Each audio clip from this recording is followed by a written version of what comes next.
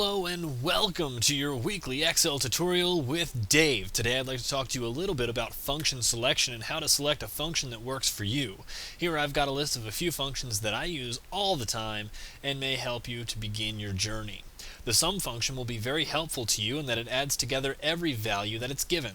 However, we do oftentimes need a little more specificity in our totals. The sum function's counterpart, SUMIF, will allow you to select an entire data set and only add together the records that meet the criterion that you define. Think of this like a categorical total or a custom subtotal. The increase in logical functionality also comes at the cost of being a little more complex. The SUMIFs function works very similar to SUMIF, but allows you to use multiple criteria instead of only one criterion to define the category that you wish to add together. The count function works exactly how its name implies and counts each of the values that it's given as only one. Count If and Count Ifs work similar to SUMIF and SUMIFs, except that it'll count rather than adding together the values given. Count If will count based on one criterion, and Count Ifs will count based on multiple criteria.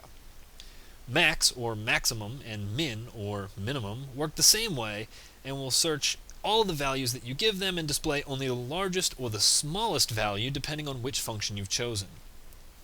The average function here brings back the average of all the values given.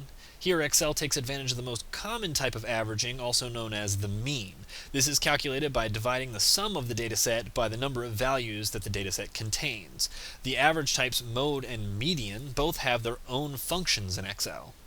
The if function allows you to apply virtually any kind of logical test and also define what the cell displays both in the true and the false cases. This can be very simple or very complex depending on how creative you get. Finally, the Vlookup, or the vertical lookup function, will quickly and easily move related information from one sheet to another using a vertical listing of keys. This lookup feature is the closest feature that I've found in Excel to doing something like a database would do a join.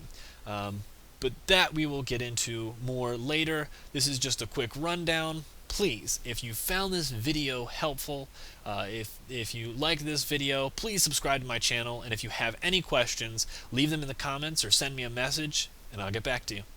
Thank you.